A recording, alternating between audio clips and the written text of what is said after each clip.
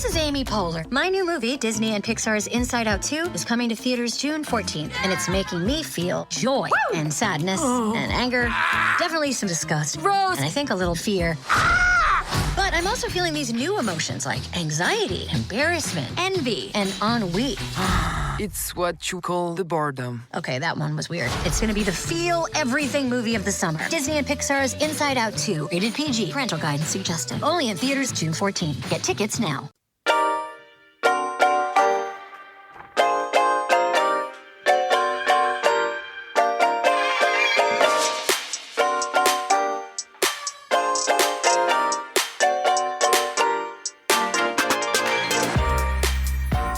Welcome to the RuPaul's Drag Race Recap Show for Season 15, Episode 1, titled One Night Only. Part 1. One Night Only, Part 1. My name's Joe Betance, and I am joined, as always, by two garrulous co-hosts. First, from the podcast Bravo, effing Bravo, please say... I do know them, but I'm not going to give them the satisfaction that I do. To Nathan Patrick Brown. Nathan, hello. Hi, Joe. God, I'm loving this little song that you've got playing. Yeah, what do you think of this new theme song chosen by producer Luke Stamen? Luke, you've knocked it out of the park. It's fun. It's fresh. Yeah.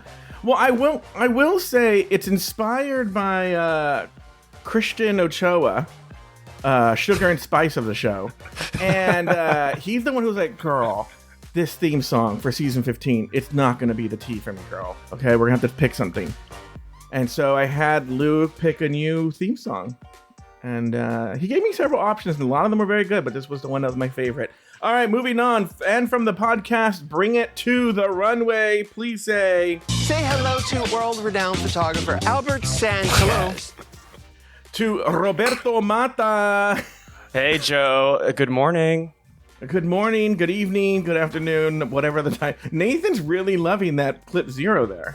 I would never have predicted that. No, neither would I was like, oh, you would have predicted that? No, I would not have, but it did remind me of my biggest grievance with the episode, which is where the fuck was Mike Ruiz? He hasn't been on like in 10 years. I don't care. Bring him back from the A-list studio and let the man take photos. Let him be the new pit crew member. You're a big Mike Ruiz fan? Oh, yeah. Like, if I decide to get on a steroid cycle, I want to look like Mr. Ruiz. And would you do the silver hair and everything? I mean, I'll do what my hair decides to do, really, but he gives it. Like, come on, Canadian Latinos. All three of them. Oh, he's Canadian? I'm pretty sure, actually. Wow. I could be wrong. Wow. Well, yeah. There you go. You learn something new every day. All right. By the way, if you're loving what you're hearing right now, Nathan is full on performing oral sex on his index finger. Where did that come from, Nathan? Why were you doing that right now? I don't know, Joe. I just had a finger in my mouth. It's not that well, it sounds bad. I haven't shown a pit yet. Well, yet. Can we rectify that? I'm going to tell you what, Robert. You show a pit, and there's going to be there's going to be a fist in his mouth. Anyway, by the way, we just had a great, though, if you would understand that joke, if you listen on Patreon to Just Between Us Girls, join at the executive level to get Just Between Us Girls. But by the way, there is a ton of content. We are back with a vengeance on Patreon. We are going to have this show early, no commercials. You are going to have, I have a big announcement to make in a second. You are going to have Throwing Down is back. The Tea is back. Fat Camp is back. Just Between Us Girls back. Everything's back again. But not only that, on the free stream and also an extended version on Patreon, and this might be a turnoff to some people, we are bringing back Bring It to the Runway. But you don't have to listen to it. That's the thing. Yeah, you don't have to listen to that. Yeah, that's the thing. If you join Patreon, you don't get Bring It to the Runway. That's the selling point. Yeah, because it'll be on the public feed, but if you have the Patreon, you won't get it. No, there'll be an extended version. But here's the big news. And I have another clip 0 here that will show it. So, everybody heard Bring It to the... Well, no. A couple people heard Bring It to the Runway last year. Okay? And you might have been thinking like, oh, this Christian Ochoa, because we had a season with him and Robert on Bring It to the Runway. People had very strong opinions. I was watching Drag Race this week, and this quote resonated with the announcement I'm about to make. You know, Mother has had to deal with a lot of children in her life. And what I've learned is you let the kids play and then you clean them up later. Joe Betance is now going to be moderating, lead host on Bring It to the Runway. She's going to put the children, she's going to teach Mother. Oh, you know what? I actually have that. Hold on here for a second. Mother has arrived. And she is taking over. We're changing sort of the format. We're rebooting the format of Bring It to the Runway. Yes, we'll do some fashion, but it's also going to be about big themes that are discussed in this episode. Like for this week, we haven't even done the episode yet, so Robert's hearing this for the first time. We're going to talk about older, more experienced gay people versus younger, less experienced gay people and the clash between them. Me being the old, tired queen, as Christian reminds me all the time. And Robert and Christian being, well, I just turned 30, so I'm an elder gay now. Yeah, you're an elder gay. Yeah, he's in that old gays. I have great grand gays. Yeah, exactly. Yeah. That's where I am. Anyway, so let's get right into this episode, Mama. Let's not waste any more time. This week, 16 new girls walk into the workroom in 2 groups of 8. The first group meets each other and Ariana Grande before competing in a vintage mini challenge and hitting the main stage for some choreo. Meanwhile, Group 2 makes their big debut in the workroom, recreates their own unique vintage mini challenge before hitting the main stage to gag Group 1 with their presence in a Part 1 cliffhanger. Let's start the way we always start. We'll start with our special guest, Robert Mata. Name 2 things you liked about the episode and 1 thing you did not. 2 things I liked about the episode was all the callbacks. Vivacious has always been a longtime favorite of mine, so getting to see her and Ornacia gave me like my little gay, I just felt like a young gay again seeing them. But it does make me sad that I felt this about All Star 6 when Coco Montrese came back. I forget that these girls are aging while we haven't seen them on TV. And Vivacious was having a hard time just standing there. But I still love her. It's funny that you say that. I wrote to somebody today about how, because RuPaul said walk or something like that. Show them how it's done, Mama. And I've actually seen Vivacious. I've seen Vivacious in the past, and she could work. And this time, it was like she just literally walked across the work. A slight sway of the hips. Yeah, you know what it was too. When you see an old person, and what they do is it's so hard for them to walk that it's almost like they look at point B where they have to be, and they just sort of let gravity and luck and sweat take them to that other part. And that's what it kind of looked like with Vivacious. Yeah. Vivacious. So, and then the callbacks with the photo shoots also, which leads me to my point of what I didn't like, which I've already said. But if you're going to have a rendezvous of all these past themes, where the fuck is Mike Ruiz to pull it all together? I just need to see the man in a tight black shirt. Give me my gay fantasy, please. Well, Robert, on Drag Race Down Under, they don't even have a photographer. They've just got the pit crew guy holding a camera. So that pit crew guy's really hot. The Down Under one. I don't know what steroid cycle he's on, but we got to see. All right, Nathan, what about you? What are 2 things you liked about the episode and 1 thing you did not? Super similar to you, Robert. So one thing I liked was the return of Ornacia and just how they made that Ariana's reveal, and the fact that she did it the exact same that Vivacious did, but with a skirt with the same pattern. I just really ate that shit up. And then all the callbacks with the mini challenges. I love to see a good pit crew showing, and they're classics for a reason. So I really enjoyed that, and I thought it was a good mix of introducing the new queens with legacy content, which I liked. And the thing I did not, it seems like I might be going into your Bring It to the Runway theme, but I do not like this TikTokification of the casting for Drag Race. What made me cringe was when 3 or 4 of the queens were like, oh, my biggest achievement, the thing I'm most proudest of is going viral on TikTok. And I was like, ugh. And it's we've got people who haven't even performed in bars. And I think it's interesting. It provides an interesting dynamic as long as we've got the older queens to balance it out. But in future seasons, if they're just all TikTok queens, I think it might be insufferable. For me, I like that there was a nice twist on the format. Even though it totally fucked up and gummed up the works of what we were going to do, I was like, okay, this is interesting. They've played with it a little bit. It's something different. Okay. Oh, by the way, I didn't even mention this. And I know this is controversial in the world of Reddit. I'm going to tie this in with this. As a person who covers RuPaul's Drag Race, I'm so fucking happy that they've cut these episodes down to 1 hour. Oh, thank God. Make it shorter. Yeah. Send me an email. I've been saying that for years. The bloat of season 10, 11, 12, 13, and 14, it was ridiculous. Yeah. It's just too much. So we got a big 2 hour, but that was 2 episodes, and we're gonna have 1 hour. Granted, this will lead into our after break conversation. But you know what? During the Real Gays of WeHo, or the Real Friends of WeHo, this is when we can go to the bathroom, do a line of coke, scrub our pits, eat some dinner, and then. But by the way, Untucked to me is not appointment viewing. So like, I'll just DVR Untucked and watch it later. If that, honestly, I don't think I ever even watched season 14's. I watched this one, and the first Untucked was just the queens arriving to do their workroom entrances. The whole episode, just one by one, they're like, I'm excited. Weird. And I said, I can't watch this. And then the second one was the traditional Untucked, which wasn't that interesting.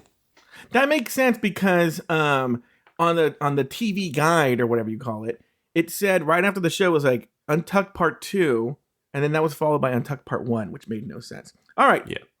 The other thing I liked, thank God someone motherfucking went home this season. Oh, yeah. I was so happy to see someone go home. Same. For reals. I was glad it was her, too, to be honest with you. Oh, really? We're going to find something there. And then the thing I didn't like, and this might be controversial, I literally cannot stand this Sugar and Spice. Don't. I want them to drown. I'll just leave it there. I thought they were sweet. No, you did not. I kind of did, actually. No, you didn't. All right, so what we're going to do today, we're going to talk about the workroom entrances. We're going to talk about the mini challenge, all that. We'll take a break, and then we'll come back and do it all over again with workroom entrances part 2, blah, blah, blah, blah, blah. So let's go with the workroom entrances. We'll buzz through these.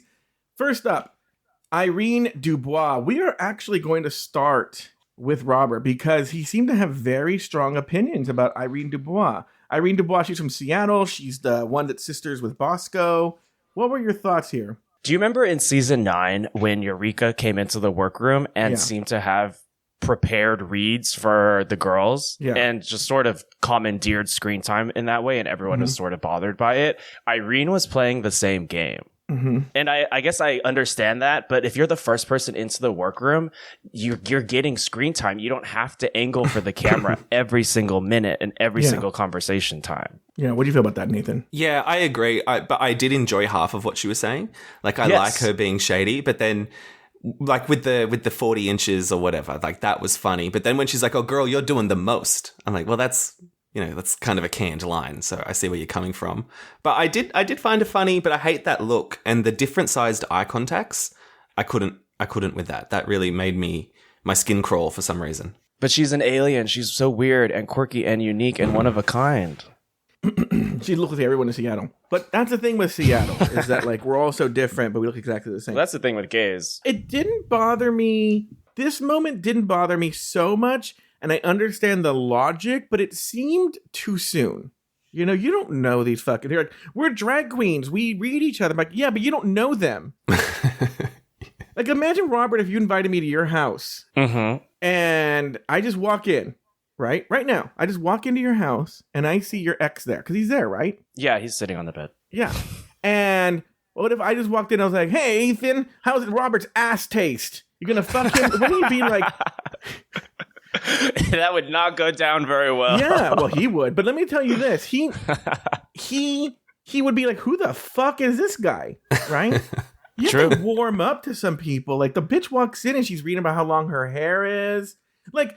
The hair comment, okay, I get it, but save that for a confessional, mama. Why is that like... Oh, no, that hair comment was hilarious. I think it's probably the only memorable quote from the episode. The 40 inches, I think, is going to like stand the test of time. Yeah. 40 centimeters, I would believe, but 40 inches? Come on. We don't do metric here. All right, next we had Lux Noir London come in. Your thoughts, Nathan, on Lux Noir London? I kind of fell in love with her with just how delusional and dopey she was. And I just found her really endearing. Robert? Just a bimbo, yo. Like, and there's nothing wrong with that. But I love when someone's confidently dumb. Like, you do that shit, girl. Just be dumb. And put on another one of those leather daddy hats. She must have a whole fucking rainbow of those things. Yeah. What is it with gays and hats? Wait. Okay. I hear Like a the Seinfeld wide- routine coming. Right? The ruined Michelle joke about. I'm wearing all the hats. What's going The on? thing is that okay, so the confessional gays, when they're in their confessionals, they're always wearing those fucking wide brim hats. There's one every season. I think this year it's Robin Fierce. I can't stand those hats. They make my skin crawl like the contacts made Nathan's skin crawl. I can't look at I feel them. like there's a drag explanation for it, or a continuity explanation for it. Well, in general, I'd just be like, well, they're balding, but that's fine. Be bald. Really? I thought I take it more at, it could be balding, but I took it more as like, you have to have the same look in the confessional every time, so it makes their life easier. They don't have to worry about the hair length and blah, blah, blah, blah. Remember when Laganja had the curl that was... Oh, I hated that curl. That curl cracks me up. Yeah. These legs are everything. So, Mama. but I do talk like this. My friends are around. This is how you talk. And well, speaking of hats, we need to get Robert a little sombrero. I would be down with the little sombrero, to be honest with you. I just don't want to see a fucking wide-brimmed hat on a girl ever again. I'm telling you, you got to go to, speaking of North Hollywood, on Lancashire to the Ha Ha Cafe and workshop this gay Jerry Seinfeld bit that you're doing. Don't you have enough with the hat? You have the berets. I know? can't stand it. And Ruin Michelle always being like, does anyone still wear a hat? And I'm like, yes, bitch, do you watch your own show? Everyone wears a fucking hat. Wait, do you really not get that reference? I get the reference, of course. But like, I'm just saying that they say it a lot. They say a lot of things a lot. I know. I don't want to hear every hole is a goal ever again. I'm tangenting. I'm sorry. Oh, have you listened to the show, Tamar? The girls love that quote too. Anyway, Lux, my thing is, like, she's fine, but we've seen this type before, right? We've seen this girl that they went to the Naomi Campbell store, and we bought this and this and this, and we bought this hat. More like, lull me to sleep. I'm going to work on that one. All right, next. I feel like I have a lot to say about this. Aura Mayari. She came in and says, do you feel that aura? I bet you do. Let's go to Robert Mata here. I have very few of them, apart from the fact that, like, we get it. You have arms. So does everyone else. Yeah. Well, maybe not everyone else. Most people have arms. Yeah. We get it. But she said she's a dancer, so we'll see what she can do when it's time to actually dance. My eyes kind of glaze over during the original lip sync numbers, so I can't remember hers and all blurred together. They're all lip sync numbers. Nathan, what about you? What are your thoughts? Yeah, she seems more memorable as a boy than as an actual drag queen. So I think she's kind of filler. Very good point. More like Bora. I'm going to work in every one of these drag queens. They're going to have a name. I'll see you in the NoHo, the haha bar. Oh, I'll be that way right before you. Or a less Ari. Am I right? What? I don't even know. Now, let me tell you this. She is a cute boy. I will give her that. She is a cute boy. But here's the deal. If you have to call yourself the trade of the season, you're not the trade of the season. Wow. Once she said that, she wasn't the trade of the season. Here's the other thing, too. The bicep thing the first time, okay, it's cute.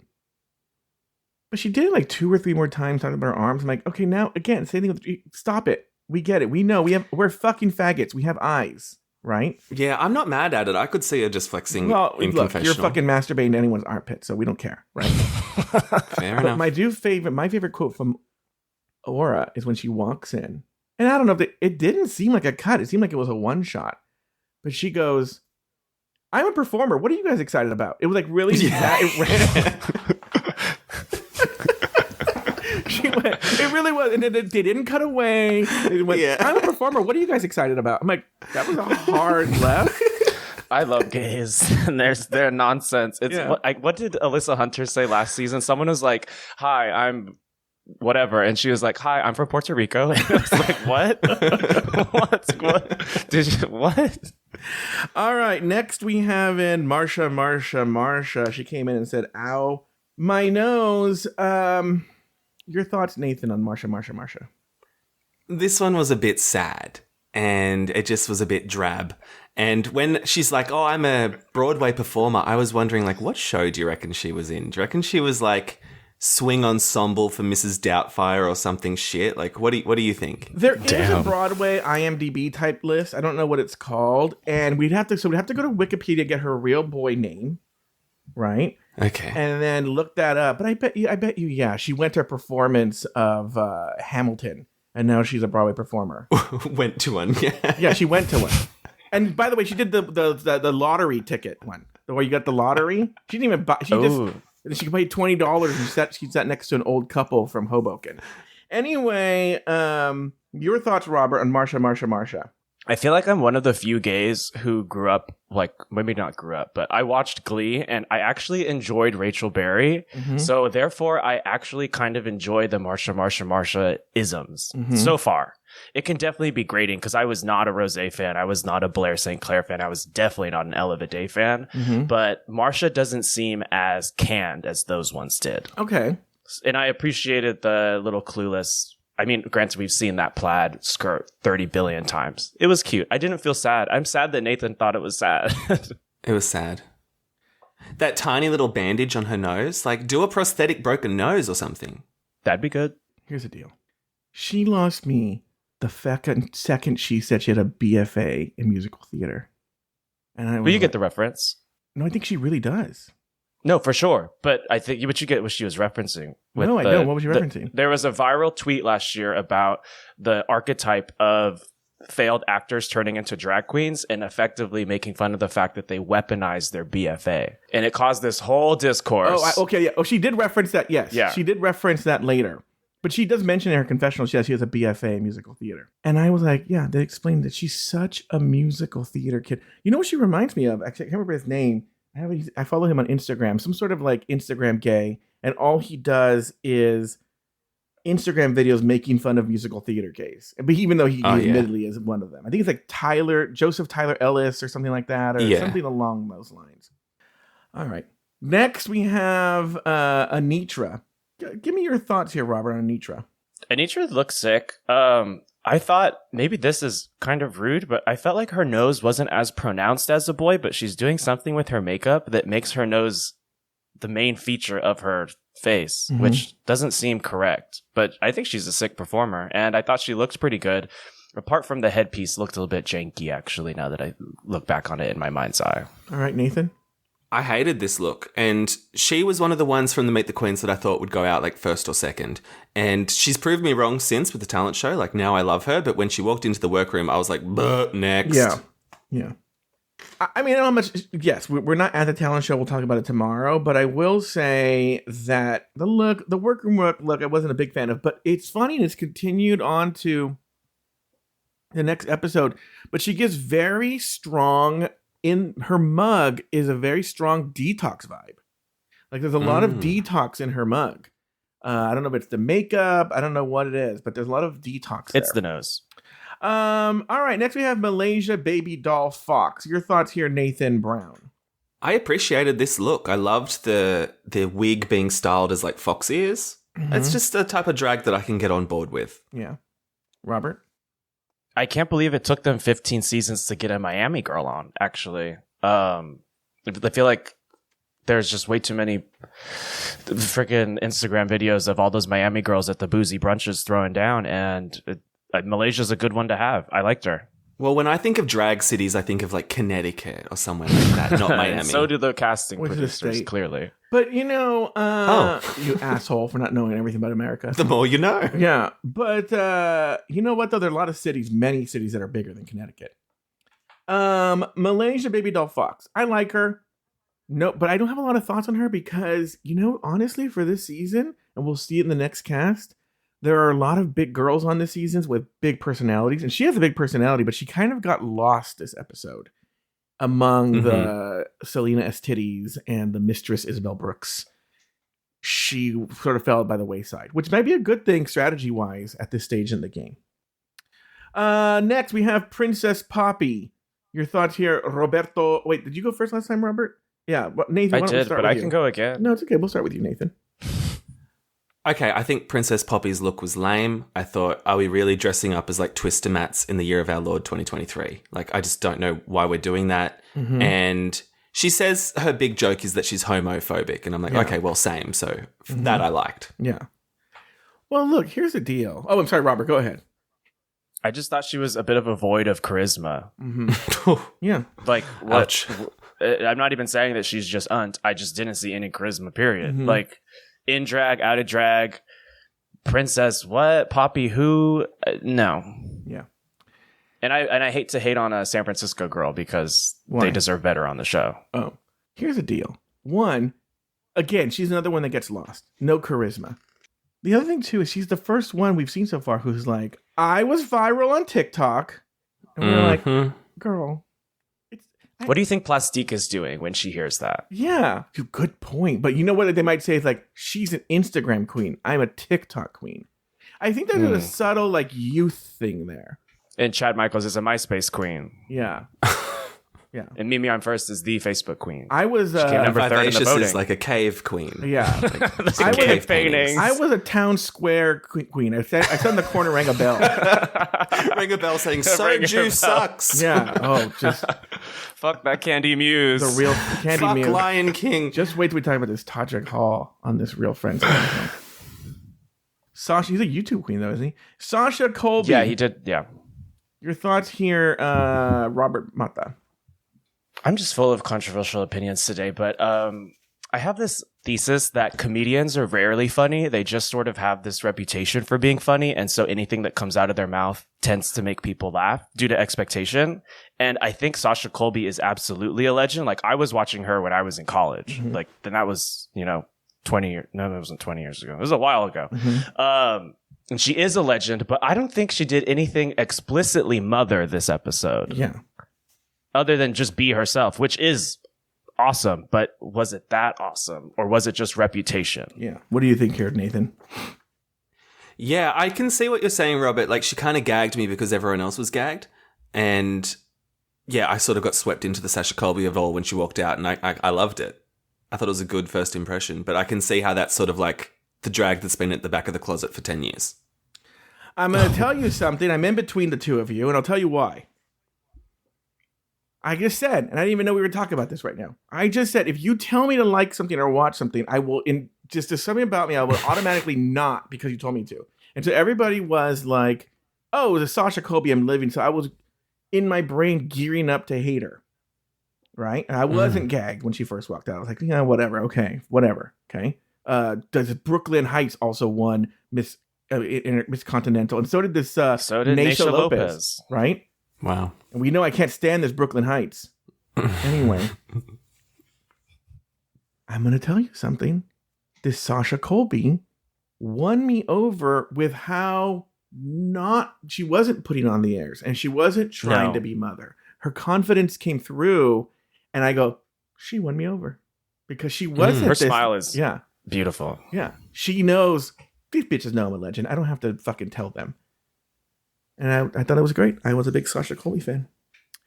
All right. So then next, the big gag is and a person dressed as Ornacia comes out into the workroom. And what I love is that these queens are such fans is that some of them are even mimicking the lines that the queens in season 6 said as Ornacia was struggling with her zipper. Let us see. Yeah. And so she takes up the zipper, and it's Ariana Grande. The one thing I will say, and maybe this is cutting because they don't want to see, I think if I was there, I'm sure they were not expecting Ariana Grande, and she unzipped it, there would be a beat or two going like, and then That's what I thought too, Joe. That's why I think they put Marsha in this group. They intentionally put a super fan of Ariana there just so someone would recognize her. Yeah, I think there would be a beat where they would be like, what? Like they actually showed it with Gaga. With Gaga, but Gaga wasn't wearing an Ornacia mask. Where they were like, oh! then they realized it, which I think they robbed us of the magic of them actually realizing and just jumping to it. You know? But I thought it was fierce. I thought it was great. I thought Ariana Grande was great. What did you think there, Nathan Brown? Yeah, I loved it. I preferred this reveal to like the Miley shenanigans that we've had. So I enjoyed it. Yeah. What about you, Robert? The reveal was fun. I was just a bit sad that it seems like Ornacia's falling on hard times because she didn't look glam. Where is the glamour at DragCon? That is Ornacia true. wasn't giving it. That is true. I will agree with that.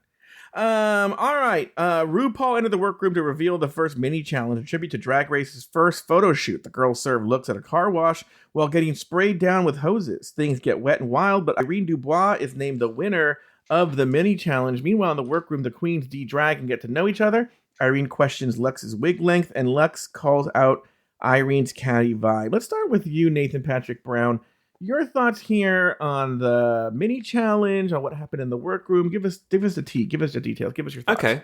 I loved it. And what I love about these mini challenges for the first episodes is that the queens still don't get it. Like, it's not actually about taking a pretty photo. It's about you getting dumped on and being funny and interacting with Ru. So some of them did really well, and then others are just like flopping so hard. Yeah. Which, like, I loved seeing how badly Anitra did with like the eyelash that was on the pit crew guy's thigh. Yeah. Loved it.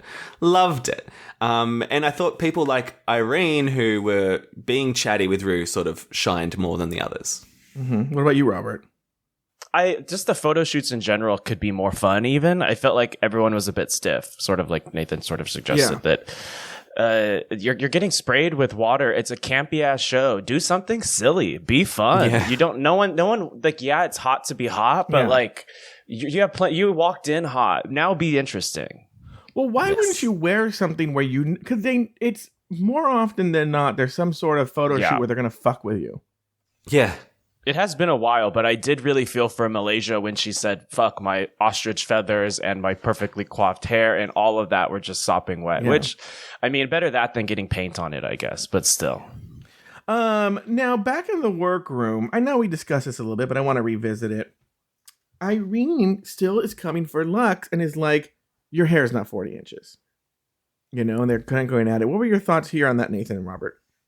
It's funny because it's not 40 inches, right?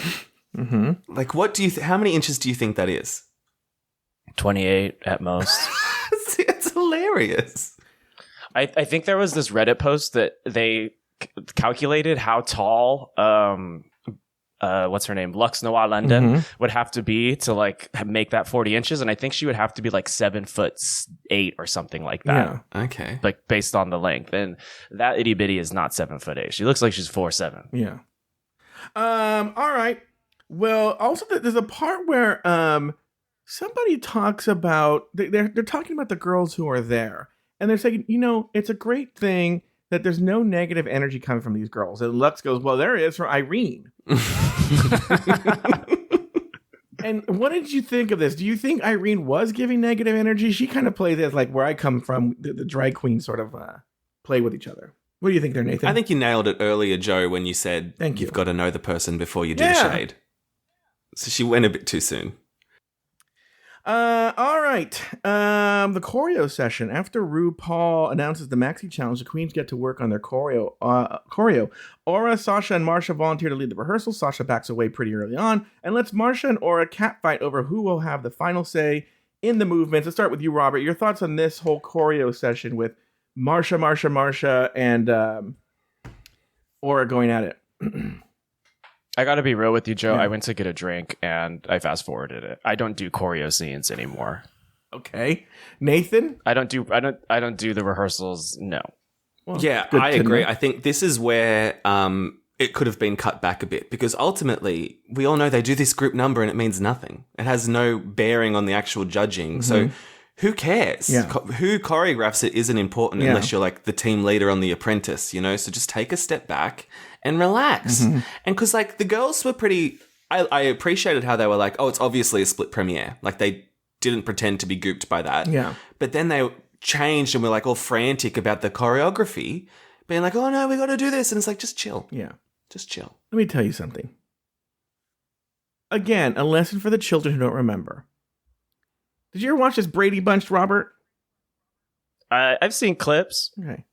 So in the show, Marsha Brady is the pretty popular girl, the oldest sister. Then there's the baby, Cindy. She doesn't come up in the show at all. But Jan, and classically character-wise, is very much the middle child. And even the phrase Marsha comes from an episode where Jan is like, why does everyone pay attention to Marsha? It's always Marsha. And, you know, like, why does no one pay attention to her? In this scene, And I think it's unironic. This Marsha is very much, well, I guess no one listens to Marsha. And I'm like, does she not get that that's not a Marsha thing to say? That's a Jan thing to say. She's a Jan. Yeah. Not a Marsha. She's a Jan. She's a Jan. I can't stand the Jan cinematic universe. No. Neither can I. So Marsha so far, she's going to have to prove. Marsha Brady would just go in there and fucking throw some beads on the floor to Aura and just fucking punch the bitch out. I think Marsha is an aspirational name. Aren't they all? Lux Noir London. Yeah, exactly. Now, at this point, this is when the episode then takes a break, and we're going to take a break.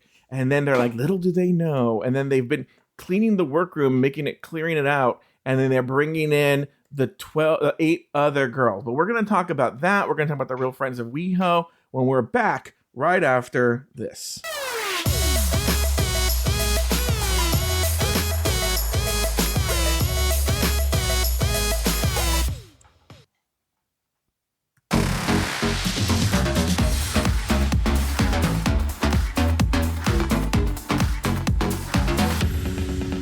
We are back. All right, let's talk. Now let's go into the next batch here. The Workroom Entrances Part 2. Very interested to see this thought on this. The first person in on this round 2 is Selena Estides. Now, let's start with you, Robert. What were your thoughts here on Selena Estides? It's fun to see some Chola drag. Yeah. We don't see too much of it. It felt a bit actually like Landon Sider was there instead. Doing a drag king, but I still lived. I do think that Selena Estidi needs to learn a different word other than quinceañera. She said that shit like 15 times herself. Well, that was the big joke. She's like, I'm on season 15. It's the quinceañera. For those of you that don't know, is in very Mexican style, their sort of debutante ball is called the quinceañera. Have you ever been in a quinceañera there, Robert? Of course. Look at me.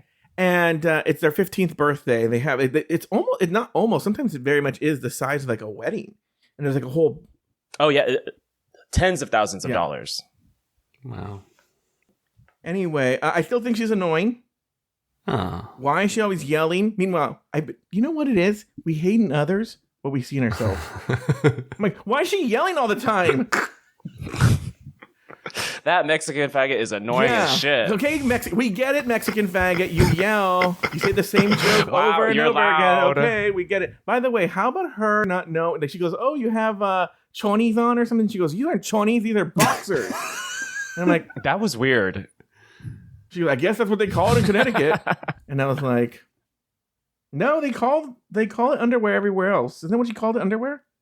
Yeah. Do you think she's a fake Mexican? No, I think that there are stupid chunti people who think that there is a difference. I think I think she's true chunti. Selena is chunti. Work. All right. She's in the Boyle Heights. Yeah, she is. Amethyst. Nathan.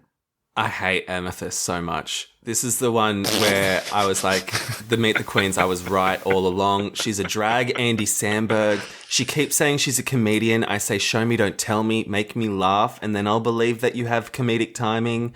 And she's like, I'm the first viral TikTok queen and the first queen from Connecticut to grace the stage. And I'm like, okay, well, just wait, because they're going to steal your thunder. You're the first in appearance, not in impact. I hate you. I saw this tweet. Work. That was like, yeah, who's producing all Taylor Swift's albums right now? Because he looks like Jack Antonoff, they were saying. Oh, yeah. That's my young person reference today. By the way, that's very Gen Z of you. Hold on for a second. Well, I have my little Gen Z. Here we go. Every time I do something Gen Z, I'll play this. Yeah! Gen Z! I'm here to be super young. Anyway, Amethyst was very annoying. I'm glad you guys all thought that. Did Robert, did you speak yet? Did I say that? Next, we I have should say, Jax. I thought Amethyst was pretty annoying. She confused me, but I did like her number. I know we're not on that episode. Amethyst? Regardless. Yeah. Oh, you I'm liked surprised that? none of them said they were Connecticut. Even Yeah. though they probably say that every day at the drag brunches in Hart. Yeah. That's the Hamburger Mary's Hartford. A Hamburger original. Mary's Hartford. They're for sure saying that over their $25 cheeseburger. Okay, next we have Jax. Your thoughts on Jax there, Robert? I like Jax, actually. She was probably one that completely flew under the radar for me in the preseason. But just, I liked her energy. I liked her little sort of spunkiness. And I'm excited to see what she does. A lot of people are attracted to her pocket gayness. Are you attracted to her, Robert? Not particularly. I did note that she looks massively different in drag than out of drag to me. Like, they don't seem like the same person, which is not common. Your thoughts, Nathan Patrick Brown? Yeah, I thought it was a lame entrance. I didn't really enjoy the look. Oh, what the fuck? She said she's packing, and I was like, good for her. But then I was like, oh, that's because you're 4 inches tall, so any penis will look big on you. That's true. Well, she is half black, 40 half inches? Puerto Rican. That is, yeah, she probably does legitimately have 40 inches. Well, good for her. I do like her personality, and I do grow to like her more as the episode progresses. But on entrance, I was like, next. By the way, I watched this episode a couple of times. And second time I listened for this. Did she call herself, which by the way, if it's not someone's drag name, they should steal it. Did she call herself Samoan Biles? I thought I heard that too, honestly. I also thought that. But she's not Samoan. Maybe Sasha Colby should get a new name. Yeah. Britta Filter. We're over Britta. The name. Or, who's the guy from the Archie show? The redhead. KJ Appa? Yeah, isn't he Samoan? I thought he was New Zealand. ¿Por qué no los dos? He's something. He's not full white. I think he might be Maori. But by the way, I am starting my new gay podcast over there called All Right Maori. And look for it this fall, by the way. I would listen to What Did You Just Call Me? A podcast. That should be a podcast. What did you just call me? Joe Betance. You know the one good RuPaul joke. When she came in and she said, I'm from Connecticut, you could feel Amethyst's soul leave her body. And little did Amethyst know that it was just going to keep coming at her. Yeah. Those RuPaul's Drag Race queens know how to... I mean, those producers, they know how to fucking... They sure do. You. All right, let's go over to Lucy LaDuca. We'll start with you, Nathan. Your thoughts here.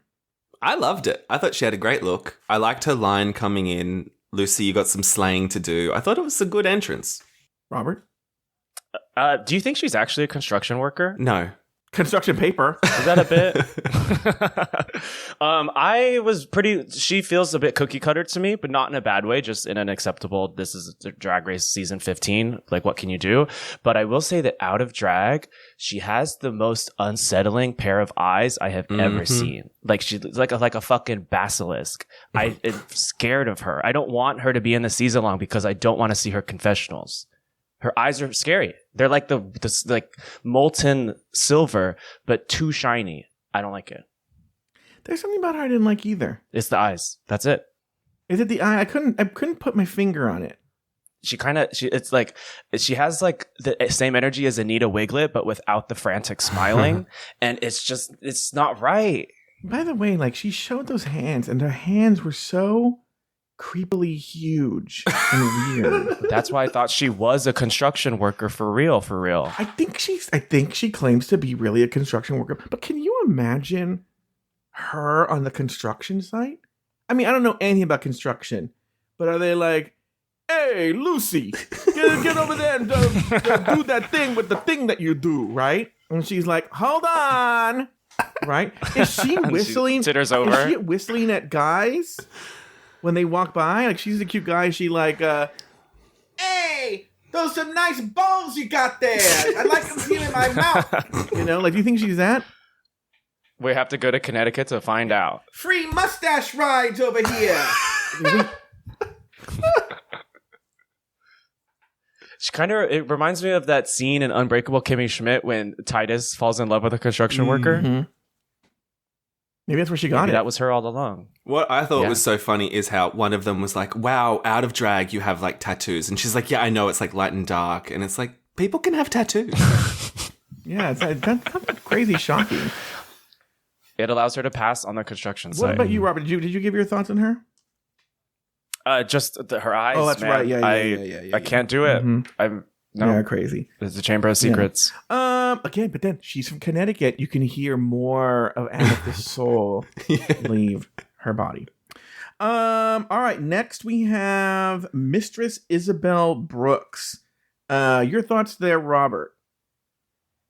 I liked her. I thought.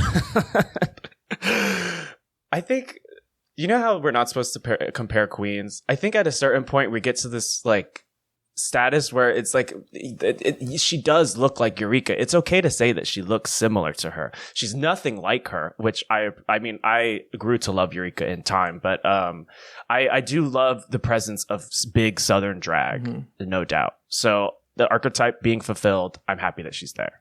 Nathan? I did think it funny that she was so bothered by Sugar and Spice, though. But so were you, so I guess we'll get into that. I loved her. I thought it was so funny how as soon as she walks in, the camera just like zoomed in on that 1-inch heel. And when she's like, yeah, I'm a big bitch and I don't want to break an ankle. Like, I'm going to wear a little kitten heel. And I'm like, okay, now I love you. That was so good. It makes sense. Yeah. Let me tell you this. I was at Disneyland last night. And I get this. Wait, really? I really was. And I was get a text message from Laurie Roggenkamp. And it's a screenshot of Mistress Isabel Brooks. She says, why didn't you tell me you were on Drag Race? So nasty. In or out of drag? She told me the confessional look. The confessional look is really quite something. That comments about her owning a pizzeria was so deeply spot on. Is she one of us, Robert? I don't think so. You mean, is she gay? No, I meant does she like pizza. No, I meant is she Latina? What is she? You can't tell she could be anything. Mexican. She could black, be really Maori. everything. A smorgasbord of all the ethnicities across the land. She really is everything. All at once. I didn't really like her on Meet the Queens, but I liked her better this episode. Me too. Yeah, I did like her. By the way, I'm kind of mad at her. When she did that Yolanda joke with Selena's titties, that she was going to be Yolanda. For people who don't know, Yolanda is the woman that shot and killed Selena. Oh. Okay? President of her fan club who shot and murdered Selena. That was going to be one of my Snatch Game characters. You could still do it. Just show her up. I think I almost want to go on Drag Race just to be Yolanda. And I would have one of those guns. I'd have one of those guns that goes bang. And if someone said something to me, I'd just shoot them. Well, don't do it too many times because then you'll do the Jaden Dior Fierce, like, that's so Raven moment over and no. For those who can't see, Joe's doing our favorite Aura Mayari. And then he's done the detox thing. mouth. Yeah. Oh, the detox mouth. By the way, yeah. And then I would say, RuPaul, I'm your biggest fan. Let me start your fan club. I think that could work. I'm telling you. Gonna do it. All right. Next we have Robin Fierce. Your thoughts there, Nathan? Very pretty, very forgettable. Another Connecticut bitch. By the way, that's one of her Twitter bio. Robert, what did you think? Wide brim hat. That's all I thought. Here he goes. There's his bit. You know. If we weren't on YouTube, I would play the Seinfeld music, but I already got like a warning from YouTube, so like I can't do that. But yeah, I loved her. I just loved her wig though. It was fantastic. The outfit was falling apart, but the wig itself was sick. She looked good. She seemed fun too. She did seem pretty. She did seem fierce, but she was very fucking boring. But again, I'm gonna give her the benefit of the doubt because there are a lot of bitches. Maybe we'll learn something about her that we didn't know before. Or maybe we won't. Maybe we won't. Okay, well, next we have in the twins, Sugar and Spice. They came in together. Why don't we start with you, Robert, since you grew up knowing Sugar and Spice. I raised them. Yeah. They're my gay children. Mm-hmm. I didn't find anything wrong with them. Obviously, I'm surrounded by mindless, idiotic, self-obsessed, WeHo influencer adjacent people rather often, and they did not exhibit the worst traits of that archetype. Interesting, Nathan. They seemed. Oh, go ahead. Wait, Robert's not done. Not humble's not the word. Robert does a but lot they of did false seem endings. Fun. Robert will be like, da da da da da da da da da. And then I'm like, okay, Nathan. I'm melodic. Da, da, da, da, da, da, da, da, da, da. And I'm like, he's still going. Okay, so go ahead, Robert. Did I let you finish? Go ahead. I think that was really it, though. We can end there. But actually, I think I just had to do that. Keep going. Nathan? They're not funny. They're annoying. There's no charisma. There's no uniqueness. There might be a smidge of talent, but not really. There's no nerve. It's been done. I don't like them. Speaking of Nepo babies, I get Nepo from them for sure. Nepo twins. Mm-hmm. Let me tell you this. Let me tell you what. My father fucked Marlena Dietrich. But also, there's the obvious answer I'm going to say, which is they're horrible, vapid human beings who I would love nothing more than to watch them slide down a razor blade and land in a bucket of alcohol. Oof. Okay? Ow. And I get why you feel that, Nathan, right? I never said that. I get why you told me you wish they were one of the babies in the Passover story, that were murdered by God, by the angel, because they didn't put the lamb's blood on the door. Shit scared the hell out of me as a kid. It did, yeah, me too. But let me tell you this. Let me tell you what. My father fucked Marlena Dietrich. I think if you would have asked me 1 or 2 years ago, I would have been like, yeah, fuck those queens, right? But over the past year or two, I've become friends, I think pretty good friends, with Christian Ochoa. Bitch, what? And I actually, so when Mistress Isabel Brooks kind of turned and was like, yeah, I would really know, but I get it. I understood. And I wouldn't be surprised if they have the same energy as Christian. Whereas people hate Christian. Actively, just listeners hate him. Right? And I understand why. But here's the thing, and I've told people this in private. If you actually spend time with him and get to know him and talk to him, you will have an opposite reaction. It's actually almost impossible not to like Christian. very lovable. Very lovable. So in a way, I get Mistress Isabel Brooks and why once she engaged with them, because she did know them from TikTok and hated them. And then she got to know them and was like, oh, wait, they're actually pretty good people. It's the same thing. I could see how being separated by a screen and not knowing them, you would be like, fuck these twinks. Right? But I could also see if you actually got to know them in that setting when it's not a drag show and they're actually kind of being real, you being like, oh, you know what? They're actually really good people. It's just this really annoying act. That said, I want them to go home. Yeah, they can be nice people and not be on my TV. Yes. Yeah.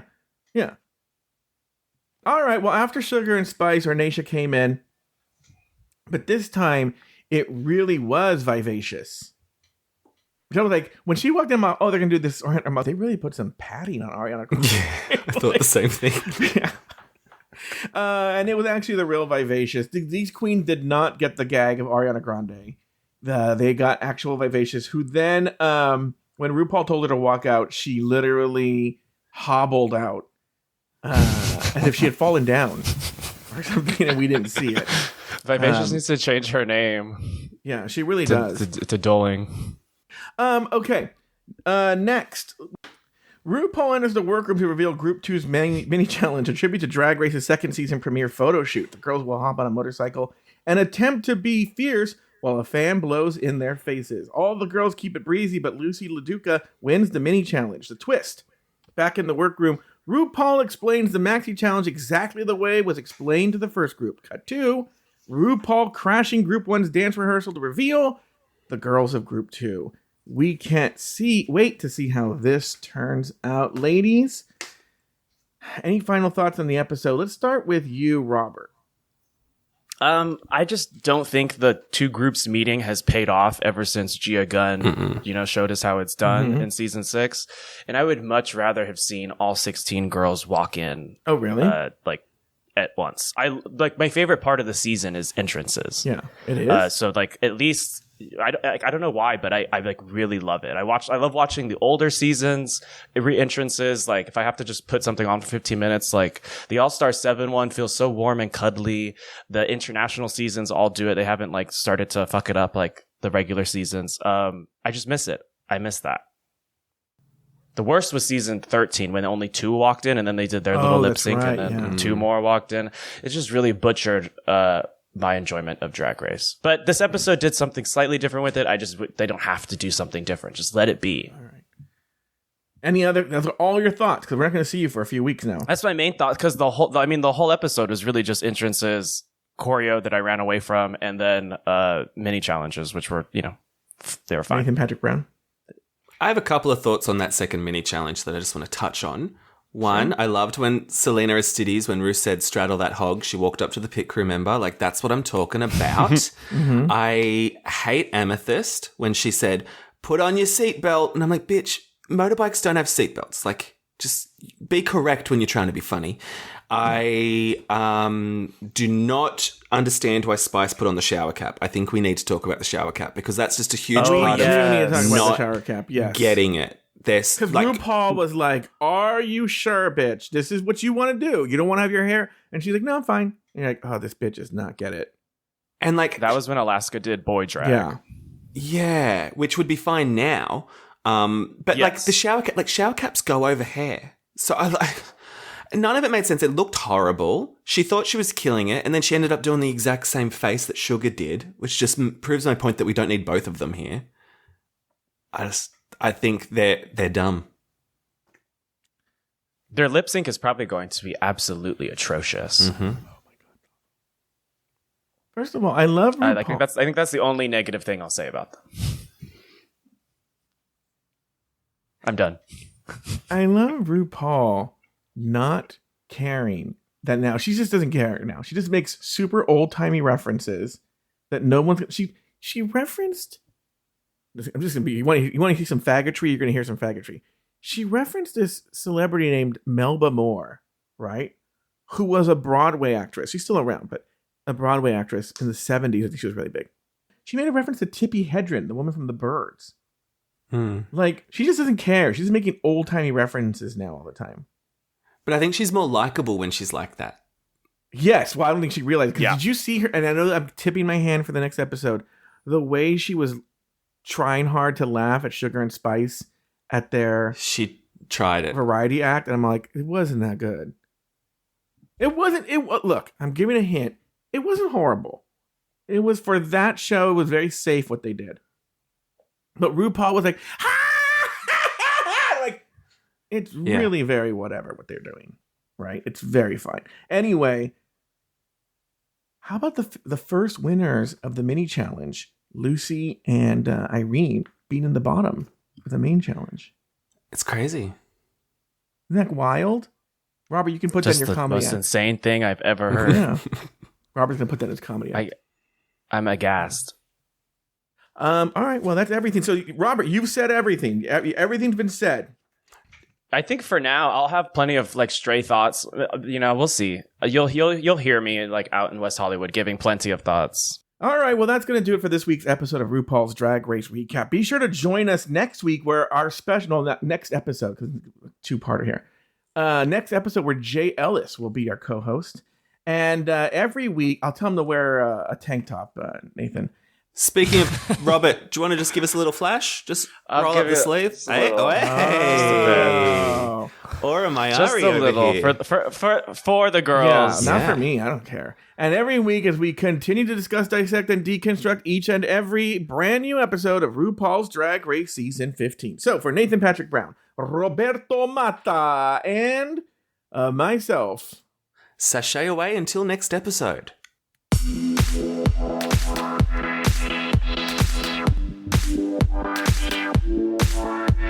Did Christian pick this song?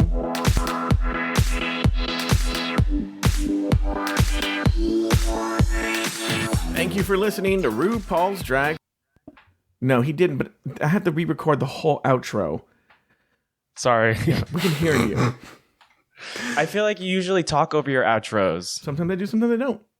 Do you want to do a type 5 on hats throughout the outro? Yeah, do you want to do your whole thing here on like... I've done enough. Let me get more to marinate, and then I'll get back into it. What's the name of that faggot who has all the more Instagram videos where he doesn't tell a joke, but everyone thinks he's funny because he shows his stomach? Mateo. Yeah. Do your Mateo Lane bit. Like every Mateo Lane bit is legitimately like... You ever been to Bed Bath & Beyond? You have? You have? Really? What are you buying there? With the coupon? You have the coupon? You have the coupon for Beth & Beyond? Yeah. Yeah. You know she's the kind of person who goes with her gay friend. He's like, oh no, girl. You do not get that iron. You need it. You don't have any gay friends. That's why you're going... You're like, okay... Not everything you say, fucking Mateo Lane, has to be published on the internet. Grace Recap. Have something to say? Leave us a voicemail at speakpipe.com/afterthoughtmedia or email us at dragracerecap@afterthought.media. For more Drag Race and LGBTQ content, support us on Patreon at patreon.com/afterthoughtmedia. This episode was produced by Luke Stamen and Zach Birch. Nathan Brown has 2 other podcasts. The first is Breaking Down Bad Books, and the other is Bravo Bravo Effing Bravo. You can find those podcasts wherever you get your podcasts. You can also find Nathan on Instagram at NathanBrown90. Follow Joe Betance on Instagram at Joe Betance. Special thanks to these expensive tier Patreon supporters: Alex S. Anonymous. April Pacheco. Astute Girl. Brad Coley. Carter McKinnon. Karina Williamson. Deckhead. Devin McKay. Doofus Maximus. E. Smith. Elizabeth Timmer. Emma. Humble Pie. J. Thomas Plank. Jesse Harris. Lauren Eckert. Lucy Carrasco. Bam! Luke Stamen. Bam! Mike Yeager. Bam! Nicholas Springham. Bam! Nikki Baker. Bam! Poppy Woods. Boost! Ricardo Herrera. Bam! Robert NYC. Bam! Sarah Yu. Hi, Manila. Tom Bomb. I just saw Manila, Krabby girl. Cosmos. Troy Anderson. Zach Nelson. Pick me now. Drag Race Recap is an Afterthought Media podcast.